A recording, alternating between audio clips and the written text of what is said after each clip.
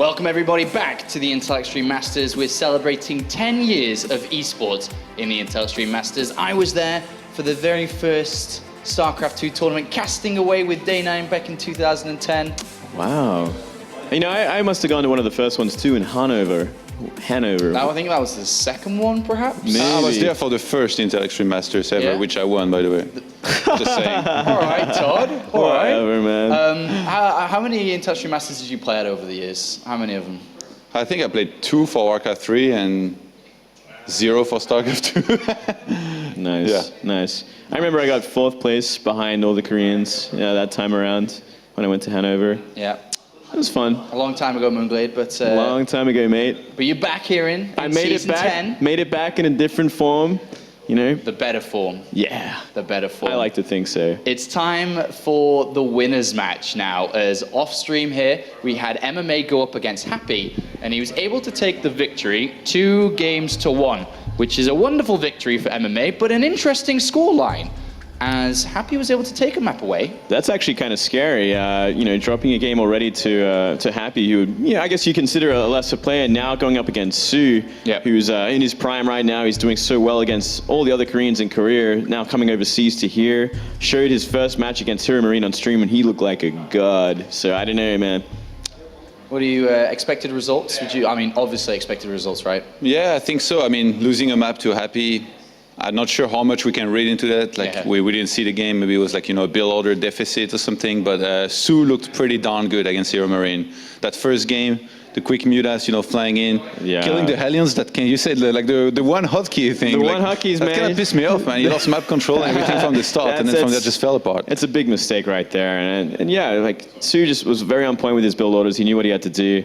And I guess in a way he kind of showed his style. MMA obviously wasn't watching those games. He was playing at the same time, but maybe one of his friends told him like how it went down and what to look out for, which is like a little bit of an advantage going into this kind of match. Yeah, this is a super cool match, I feel, because both of these players absolutely should be 2 players that are gunning to play at WCS at BlizzCon at the end of the year, but neither of them are anywhere close. I mean, we talked a little bit about that with Soo earlier. He's ranked 30, and MMA's ranked 38. MMA was the finalist of the global finals at BlizzCon last year. He 2nd place. Yeah. And he had a great start of the year too, right? He finished top 4 within the GSL, and then it just kind of stopped. Yeah, it's kind of strange how that happened. Yeah, he showed that great result at GSL, and from there he just couldn't replicate it. Like we just didn't see him in any of the leagues over there, again, making it very far. It was kind of a surprise. You were telling a story earlier about MMA, and can you repeat that? Yeah, sure. I'd love to keep everyone up to date with these stories. Well, MMA, I think a lot of people did know that already, that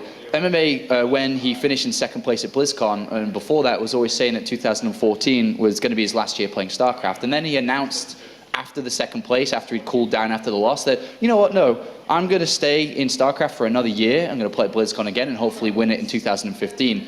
Not the best of promises to his fans here, coming in at rank 38. He's nowhere near it right now.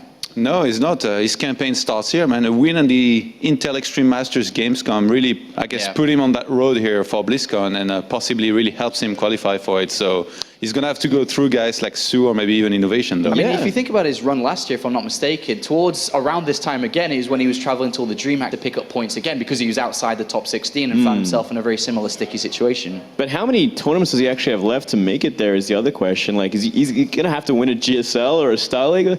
I mean, that's a pretty tall feat. Maybe Soo can do it, but Soo's looking a lot more informed to do that sort of thing. MMA, it's always that question mark, like, because he just hasn't done it since early this year. Well, MMA is definitely very good when he's playing his best, and we've seen that. But let's go to Soo again. I mean, we've already talked a lot about Soo already.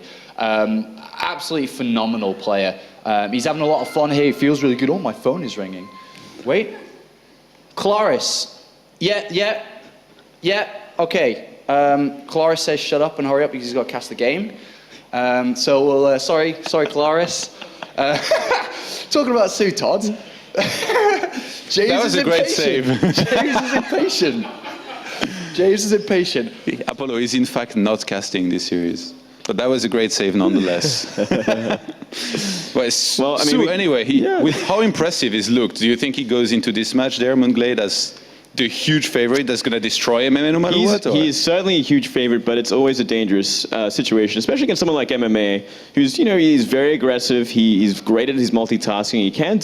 He can really catch Sue out. So he's got to be on top of his game. He's got to play it safe, not too reckless. I don't think we'll see kind of a repeat of that Muta rush we saw in game 1, because that was like pure recklessness. Like if he suffers a high-end run by, he just loses half his drones. Well, he looked super clean, super convincing in game number 1, but this is not going to be quite the same here, right? I mean, as little we've seen from MMA, I think that this could be a much closer series, or it should be, right? It certainly should be. I mean, even though Sue's still favored. I mean, when you look at the tournament, it's Sue and Innovation, the two favorites, no matter what. The two favorites, and if it gets to that stage, like, they're going to be amazing games as well. But MMA, I looked at this group earlier, and I'm like, there is danger there for Sue. He's not like just going to fly through. MMA can cause a lot of problems. All right, final thoughts then, because the game is almost ready. I don't know if you guys can hear the clicking in the background, but that's actually Sue saying, go, go, go, go, Infinity go, go, go. APM, yeah. I'm certainly favoring Sue for this one, 2-0. Yeah, 2-0. Todd, likewise, or?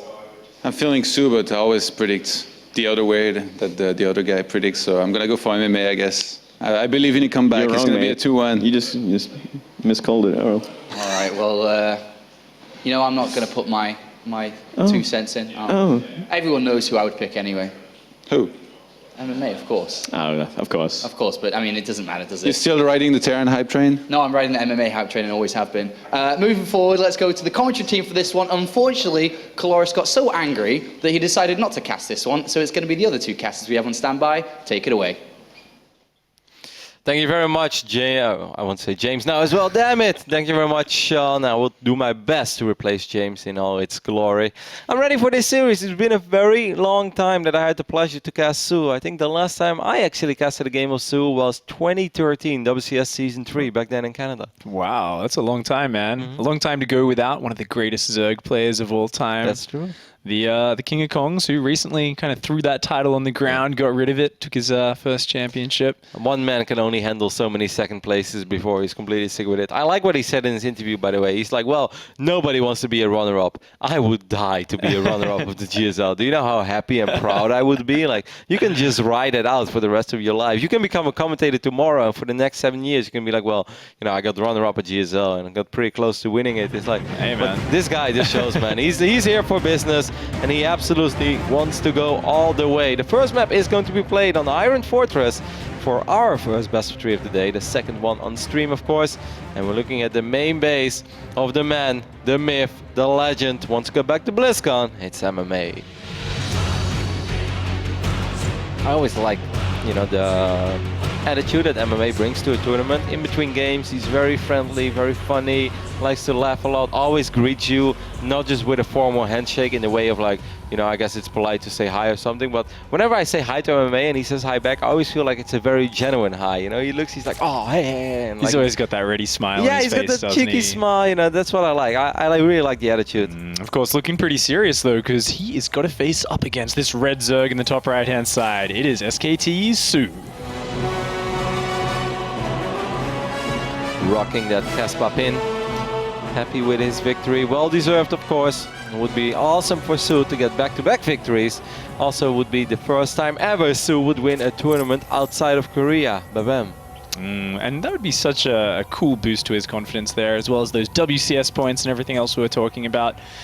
Iron Fortress, I think it's actually a really good map for how Sue's been playing. He's been doing that 2-base Muta rush, he's been getting in the Terran's face, and that's going to play well on this map, where the third base is spread so far apart. There's quite a bit of room for Mutas to get in there, and it's going to put the pressure on MMA, allowing Sue to kind of take his own third base without worrying about too much. So that's what I'd anticipate coming out from him. Yeah, it's just such a large, wide open map with so many wide open areas. It's actually kind of hard to fight in a choke point on this map. You really have to look for it, like you have to find, but where do you in general have a choke point over here? Unless you put pressure on a potential third base on one of these high grounds, and maybe you can fight near a ramp, but 99% of the time you're going to fight in a wide open area, and that's going to be, needless to say, pretty damn good for Zerg, especially when your name is Sue, and for some reason you always have a few more Zerglings and a few more Banelings than every other Zerg out there.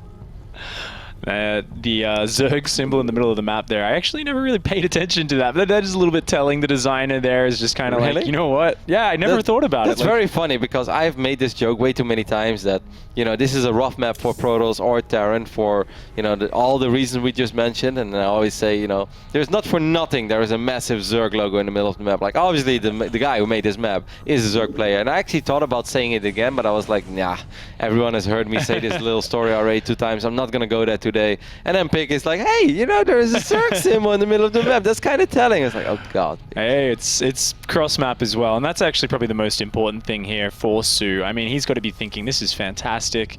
There's no Terran in these side spawns. That's such a long way across the map. I feel like if you're pushing from, you know, side to side or horizontal top to bottom, horizontal is probably best for Terran, I would say. You can kind of work around those ledges, abuse those bits of high ground. MMA coming in. Oh! That would have been so sick. If you would have got a 3 Zerglings surround on the Reaper, I'd be reinstalling Warcraft 3 right now and try to do that with my archers. The old archers surround. Yeah, man, it was cheeky, but it you know, got the job done. And then you just cloaked them in 1 by 1, so that was cool. Shadow Meld. If only we could have those sort of abilities, but instead we get Dark Templar in StarCraft 2. We get some cool abilities of our own. Of course, keeping that Reaper alive is so important. If you don't do that, the Zerg just has complete freedom. Instead, the Reaper's going to come in. It really wants to try and scout what's going on. Is there any risk of any sort of roach follow-up? Is there a fast lair on the way? But those Zerglings and that Queen positioning denying that Reaper really well so far. Yeah, it's one of these small things, but just not even giving MMA the peaceful state of mind of knowing how much gas has been mined. Is everything normal? You know, like, everything is normal, and we see that, but it's not something that MMA can know right now. So in the back of MMA's mind, he's perhaps still a tiny bit worried. You know, what if this guy was suddenly saving up a bunch of links and runs them all across the map? Probably need to get a wall off, or need to lift up my command center. How many SCVs can I put on the low ground? These are all things that are not expected, but still you want to eliminate the option as quick as possible as a Terran player. And as long as you have to worry about it, it's still something that, you know, is part of this game. Of course, the winner of this match will be going right through to the top 8 of the tournament. So if you could take this game out as Soo, I mean, that just takes so much pressure off. You get another day to actually watch your opponents play, study them, prepare. And getting out of here would be a really big boon to that. Interestingly, though, from MMA, looks like he wants to do a bit of aggression, a cheeky armory going down in the back of his base. Yeah, in the first game of the day, it definitely looked all business for Soo. He's not here to waste any time. He's not here to play long games. It was just macro, make a bunch of units, run across the map, and pretty much kill Hero Marine. That's how it went. It should be a little bit more difficult against MMA, as MMA has a lot to play for. And James, our translator, Mal, also mentioned that MMA feels very confident for this weekend. So he's probably been practicing a lot. Also knows that if he wants to have another shot at BlizzCon, this is truly where it has to start. Because MMA being at like rank 38, I believe is what Apollo said. Yep. That's just way too low, man. MMA on any given day should be ranked higher than that. You're not going to... Oh, no, don't do that. I refuse to believe there are 37 people in this world that are better at StarCraft than MMA.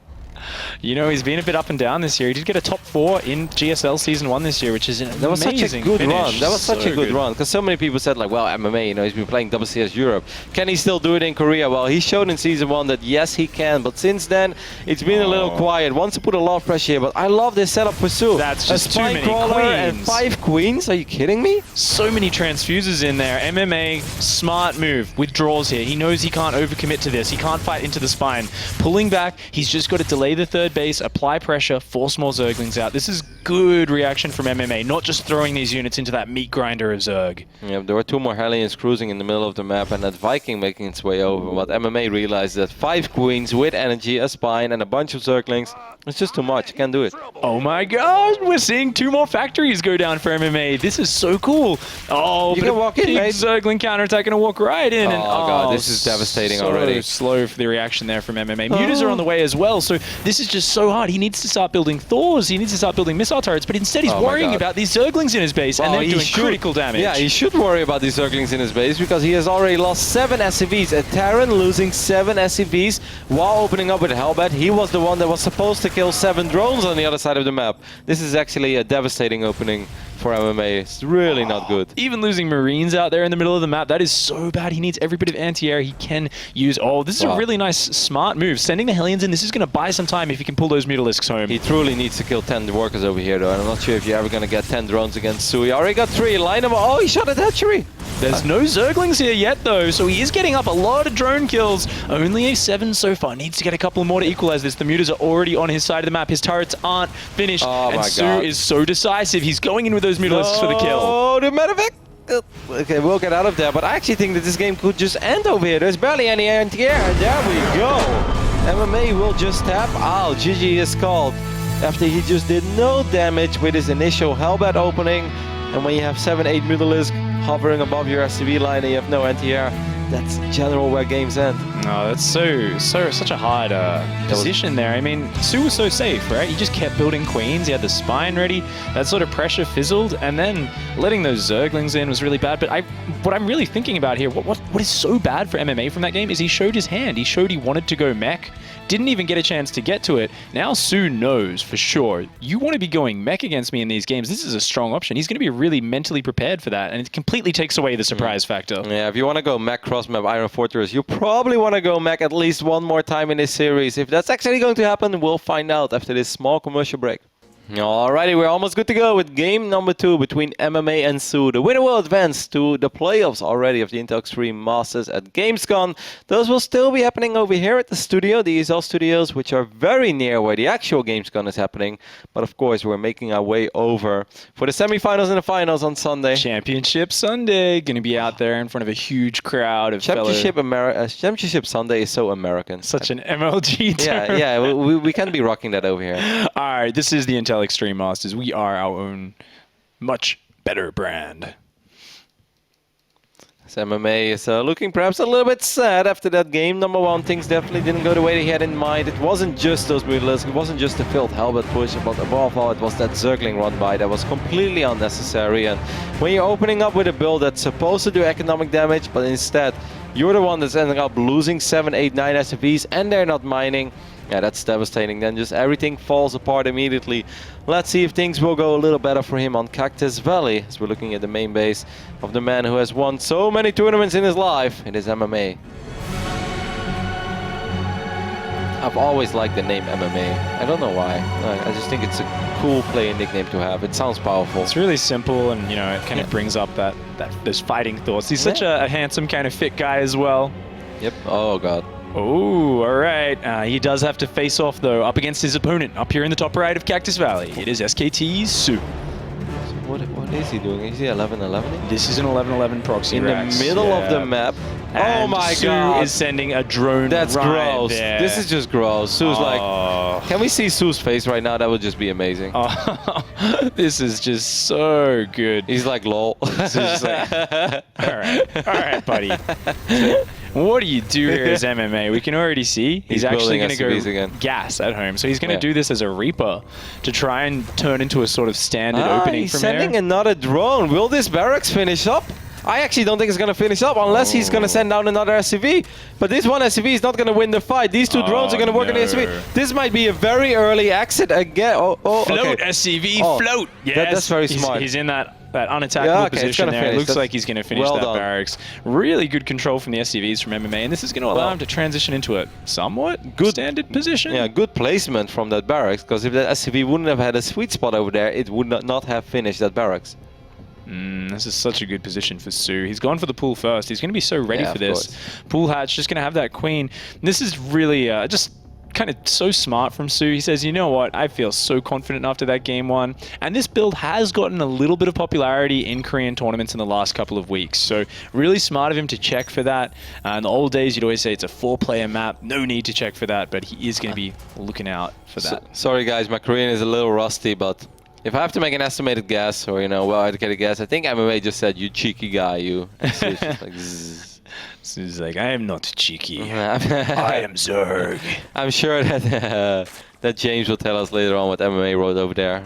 There are some people on the internet who did know what he wrote. Unfortunately, neither Pig or me speaks a whole lot of Korean. Not at all. The Reaper's coming in, still going to poke around. I mean, this is still a relatively normally timed Reaper. It still kind of keeps the opponent back a little bit, but the real problem is now. That barracks can't be building a reactor anytime soon. It takes so long to float home. So any sort of reacted Hellion follow-up is going to be so delayed here for MMA.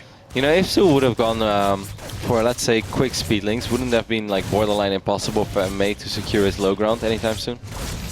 Oh my god, MMA. Just not microing his Reaper there. Microing the wrong Reaper, perhaps, because he was more focused on the Reaper that was on the south side of that battle, but the one on the north just died, and that's inexcusable. For a player like MMA, you're not supposed to lose a Reaper like that on the low ground against the Queen.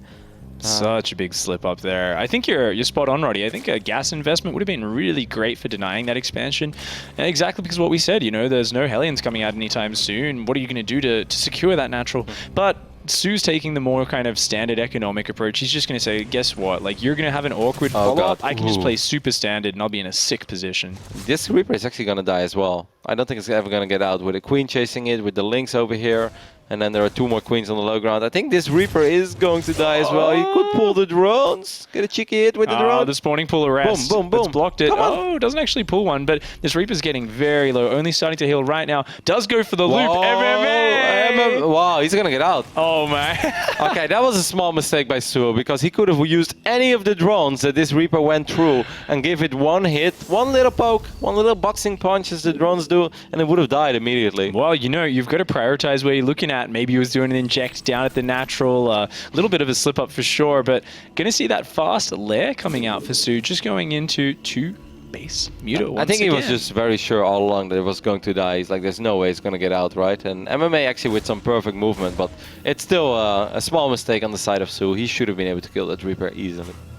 Spot on. We are seeing a Viking coming out as well as a fast third command center for MMA. So this is a very kind of deny some vision with the Viking, very balanced opening, but very economic. Meanwhile, though, because the pressure on Su has been so light this game, he's doing something a little bit special. He's going for both a very fast lair, almost a 2-base Muta timing lair, but he's also taking the fast third base with only a slight delay. So he's going for that mixture of tech and economy at the same time. Normally something which you can't afford to do both things at once safely, but Su realizes he can take a few freedoms this game, take a few things away, and really nice pick up on that Reaper. There's just so little pressure. You've got to think, for MMA, how do you apply pressure in the next couple of minutes here, Roddy? It's going to be very difficult, because those Reapers, they help out so much in those little Hellion pokes, because the Reapers, they can actually absorb the first shots of the Queen, then you send them back, they will regenerate, or if Lynx get a surround on, the Reaper will always be there to soak up a couple of hits from those Lynx and then regenerate again. Now every single bit of damage that MMA will take on these Hellions is going to be real damage immediately. There will be nothing there to repair them.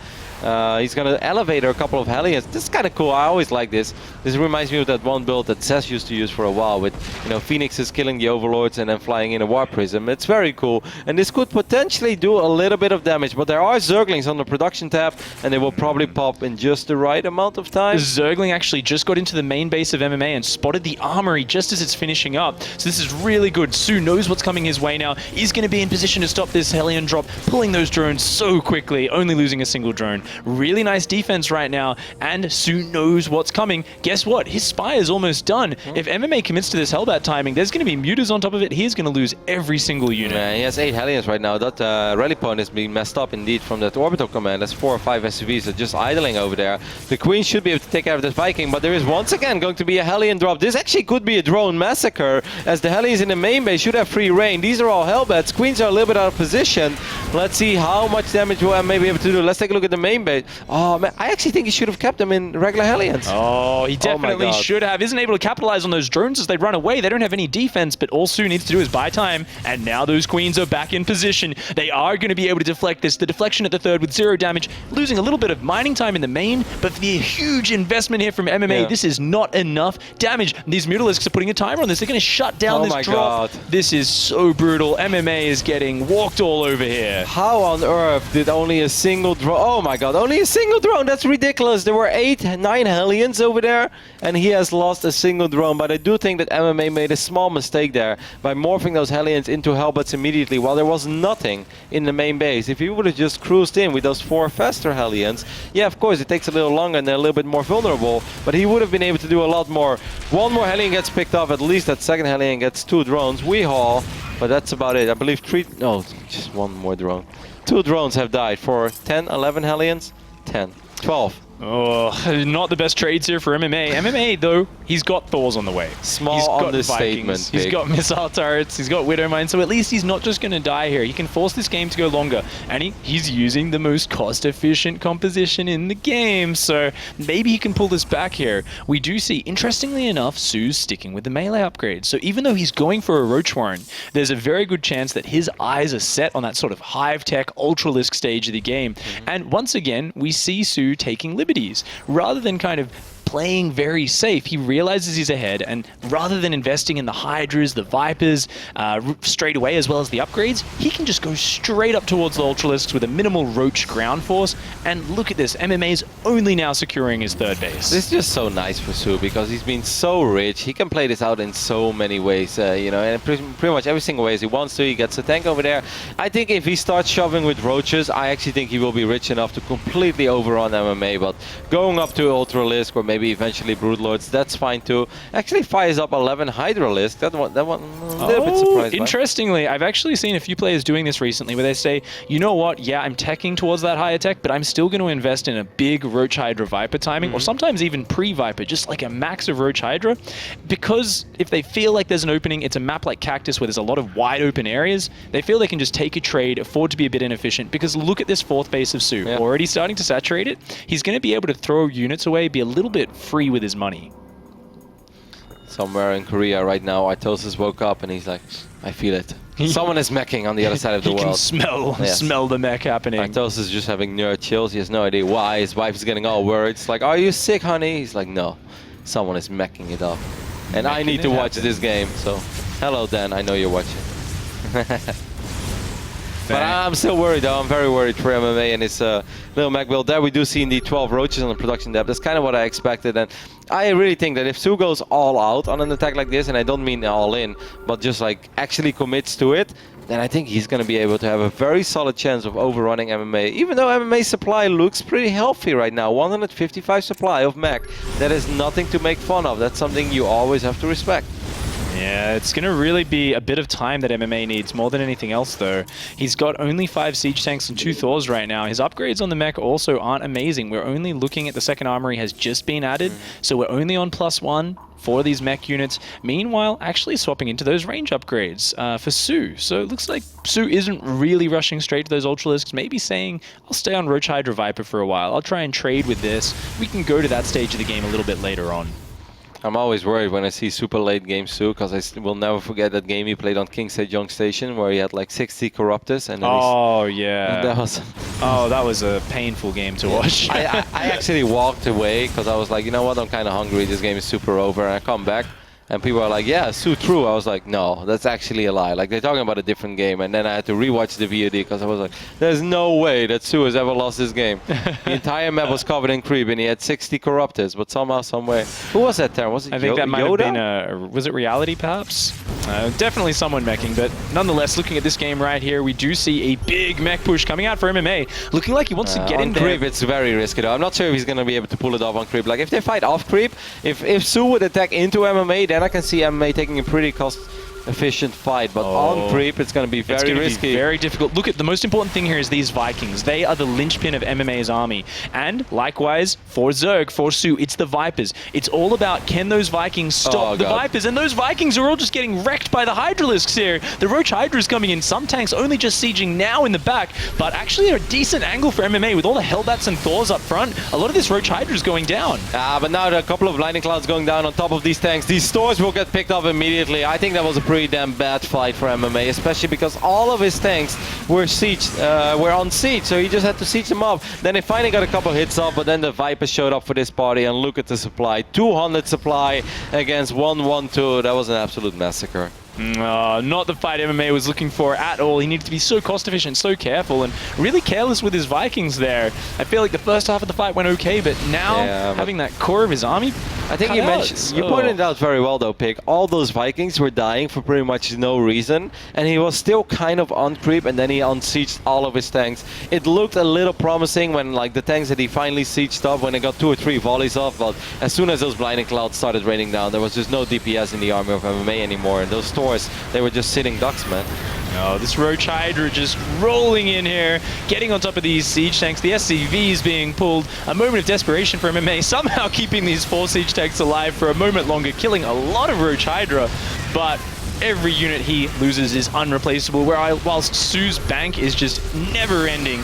Oh, behind this, he's adding Queens and Ultralisks, and MMA realizes it's over. He does have to tap out. GG. What a lovely Thursday morning so far for Soo. I think he had roughly 42 minutes of actual gameplay, and now he's done. Yes, Soo, you can put down those earplugs. You will advance to the quarterfinals of the Intel Extreme Masters, where, of course, we have no idea yet who you're going to face, as he's the first player to secure his ticket into the round of 8.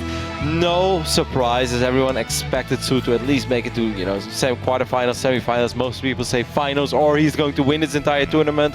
But what I am still a tiny bit surprised by, and I know I shouldn't, but I'm still a little bit, is by how easy he makes it all look. It's just like he's playing a different game than us, mate. It's actually insane, because a lot of people sometimes say in StarCraft 2 there's not that much mechanical variance between players at different levels, especially once you're looking at, 2 Korean top-level pro gamers who've made it to the finals of tournaments, they've won championships. But when you look at Soo, there's just this next-level speed to what he does, and there's certain situations where he really shines and is able to just show that he's always got the perfect number of units, he's always got a lot of drones, he's just always in a very powerful position. Is it safe to say that MMA did miss a couple of opportunities, and of course made a couple of unforced errors as well, supply depots not being raised, and those Hellions like morphing into Hellbats while he could have actually finally done some damage. But I guess in the end it was just not his series. No worries though for all the MMA fans out there and MMA himself, as he will have another shot at making it to the quarterfinals later today, where he will face the winner of Hero Marine vs Happy. That's going to be the next series, but for now let's throw it over to the desk where Sean is standing with Soo. Cheers, Rossi. Here with Soo, Moonglade, and of course James. Nice and easy game there. Again, not what can you really say? Does he think that was just a walk in the park? 일단 짧게 2대 0으로 게임이 끝나긴 했는데 시리즈에 대해서 설명 좀 짧게 간단하게 해주시죠. 경기 내용에 대한 설명. 일단 상대 성원이 형이 일단 제가 예상한 대로 해줘가지고 제가 계속 유리하게 가가지고 이긴 것 같고 그냥 딱히 별 문제 없었던 것 같아요. MMA played out exactly as I predicted him to play, so no problemo. Were you expecting mech play on the last map there, or was that kind of uncharacteristic for MMA? 사실 메카닉 문성원 선수 하면은 주로 이제 해병 그리고 의료선 많이 위주로 플레이를 하는데 메카닉 플레이를 봤을 때 뭐 당황하거나 그러진 않았나요? 요새 테란 분들이 빌드를 여러 가지 뭐 메카닉도 하고 바이오닉도 하고 해가지고 딱히 당황하진 않았어요. In my practices, all the Terran players lately seems to be stepping up a notch, throwing in a lot of stuff, mechs, bios. I wasn't really surprised or anything because I've experienced it before. What does he think is the more difficult playstyle to play against? Is it the mech or is it the bio? 뭐 어윤수 선수가 생각하기엔 개인적으로 바이오 상대라는 게 좀 편한지 아니면 메카닉 상대하는 게 편한지. 누가 하는 게 중요한 것 같아요. 누가 어떤 사람이 바이오닉을 하냐 이게 더 중요한 것 같고 뭐가 더 좋은지는 하기 나름인 것 같아요. I think it really depends on players, and to add a little more, it really depends on who plays bio and who plays mech. Are you afraid of who are the Terrans you're afraid of? Are you mostly afraid of innovation or fantasy as well? 전반적으로 테란 선수들을 봤을 때 정명호 선수라든지 이시영 선수라든지 이번에 있는 테란 선수 중에서 누가 가장 좀 신경에 쓰이는 선수가 딱히 있나요? 이번 IEM에 너무 테란이 많아서 아니 그건 아니고 사실 요새 테란전이 잘 안 돼서 명훈이 형, 신영이 둘 다 어려울 것 같아요. 지금 이게 안 되는 거예요? 네? 이게 안 되는 거예요? 네, 안 되는 거예요. There's a lot of Terrans in IEM, especially in this one. My TVZ is not too solid, so I asked him, was that not solid? He's like, yeah, it's. So if he was to predict himself, as every player should be, saying that he gets to the finals, which other player out of the players that are still in the tournament that he could probably see playing against in the final? 자, 일단 어윤수 선수가 그럼 다시 한번 또 결승을 간다는 전제하에 누가 올라올 수 있을 거라 생각하나요? 일단 예상은 신영이가 가장 높은 확률로 예상되는데 좀 누가 좀 떨어뜨렸으면 좋겠어요. I expect innovation to be the finalist if I were to make it up there, but I'm hoping, have my fingers crossed that someone would knock him out before he gets to that point. Why is that? 한번 경험이 있어서 그렇죠? 원래 한번 져보면 좀 이게 또 만나면 또 공포심이 좀 생기거든요. 그래서 피하고 싶어요. I think that was a very rhetorical question, but obviously when you meet someone at a final and you lose once, you start to develop some butterflies in your stomach, and it's really not something you want to go through again. Okay, well that's one way to answer. I thought he was going to say that everyone else is bad. That's what I was hoping for. But you got another question? I got one last one for myself. Go for it. All right, so let's just say now, and imagine the innovation when he plays later on. He goes through the group, and both of them have tomorrow off. What are they going to do? Are they going to come here and play practice? Are they going to go visit the city, go for a dinner or something? 자, 오늘 이따가 이제 A조 마무리 이제 최종전이랑 다 끝나고 나면은 B조의 이시영 선수가 기다리고 있는데 오늘 경기 끝나고 나면 내일 두 분 다 경기가 없거든요. 내일 혹시 와서 연습을 하실 생각인지 아니면 오늘 신영이를 데리고 가서 술을 먹이든지 해서 떡을 만들어 놓는다든지 계획이 어떻게 되시나요? 아까 보니까 필름 보니까 괜찮던데. 저도 이제 신영이를 나쁜 길로 빠뜨리고 싶지만 걔가 워낙 성실한 놈이라서 이제 제가 컨트롤이 잘 안 되더라고요. 이제 자기 관리를 너무 중요시하는 놈이라서 그냥 알아서 떨어졌으면 좋겠어요. I think he got his idea innovation from the word innocent. Perhaps he's a very hard-working guy. I kind of hope that he loses easily to the temptations, but he's not the type, so I'm not quite too sure. Do you think innovation's going to stay here and practice, and he'll probably have to? I just hope he gets knocked out later than tonight. So then he will go out. All right, thank you very much, James. Congratulations, Sue. Our first player to make it through to the playoffs. And of course, Sue will be back on Saturday when we begin the quarterfinals. But now it's going to be time to go to the lower bracket games. The two Europeans go head-to-head. If you've missed any action and are just tuning in for the first time, make sure to go to plays.tv and we'll see all, and you'll find there all, of the StarCraft 2 games that have played not just only at this tournament, but in previous ones as well. We'll be right back with the lower bracket game.